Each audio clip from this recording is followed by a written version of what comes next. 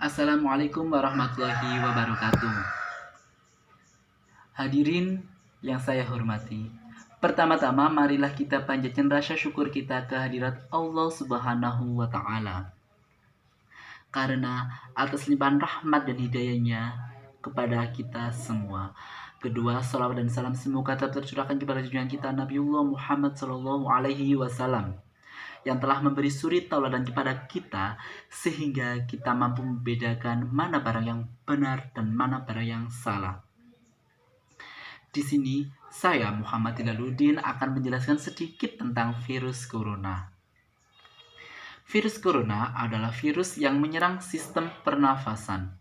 Penyakit akibat infeksi virus ini disebut COVID-19.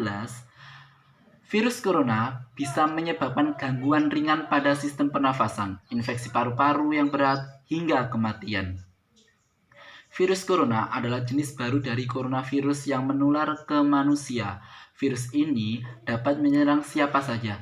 Infeksi virus corona yang disebut COVID-19 pertama kali ditemukan di kota Wuhan, Cina pada akhir Desember 2019. Virus ini menular dengan sangat cepat dan menyebar ke hampir semua negara, termasuk Indonesia, dengan hanya dalam waktu beberapa bulan saja. Hal tersebut membuat beberapa negara memberlakukan kebijakan lockdown untuk mencegah virus corona makin meluas.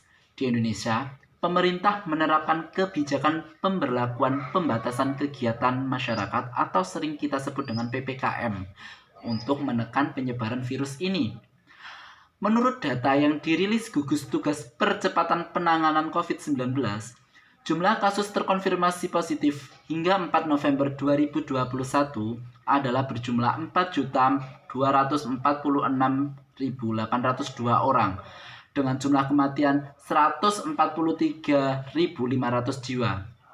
Dari angka tersebut diketahui tingkat kematian akibat COVID-19 adalah 3,4%. Gejala awal infeksi virus corona atau COVID-19 bisa menyerupai gejala flu, yaitu demam, pilek, batuk ringan, sakit tenggorokan, dan sakit kepala.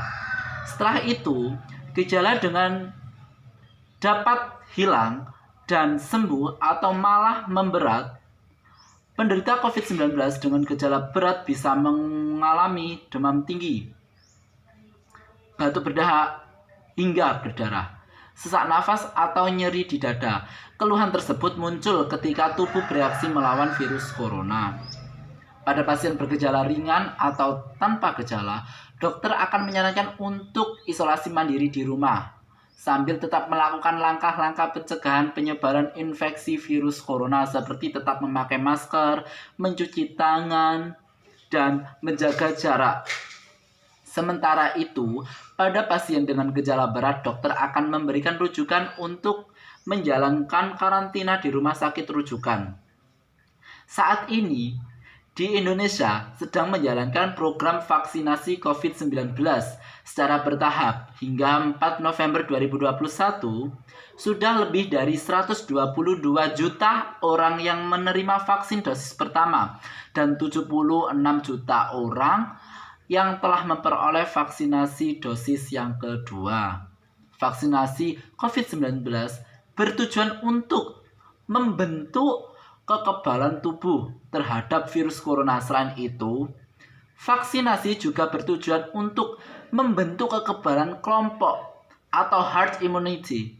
Dengan begitu, masyarakat yang tidak dapat menjalani vaksin karena memiliki kondisi tertentu seperti reaksi alergi berat terhadap vaksin dan terdapat serta terlindungi. Untuk mencapai tujuan di atas, vaksin COVID-19 kini sudah dapat diberikan pada anak usia 6-18 tahun, ibu hamil, dan ibu menyusui. Sementara, untuk orang yang memiliki riwayat penyakit atau menderita kondisi tertentu, vaksinasi bisa dilakukan, tetapi harus ada izin dari dokter. Terima kasih, itulah penjelasan dari saya. Apabila terdapat kekurangan dan kesalahan, saya mohon maaf yang sebesar-besarnya karena pada hakikatnya manusia adalah tempatnya salah.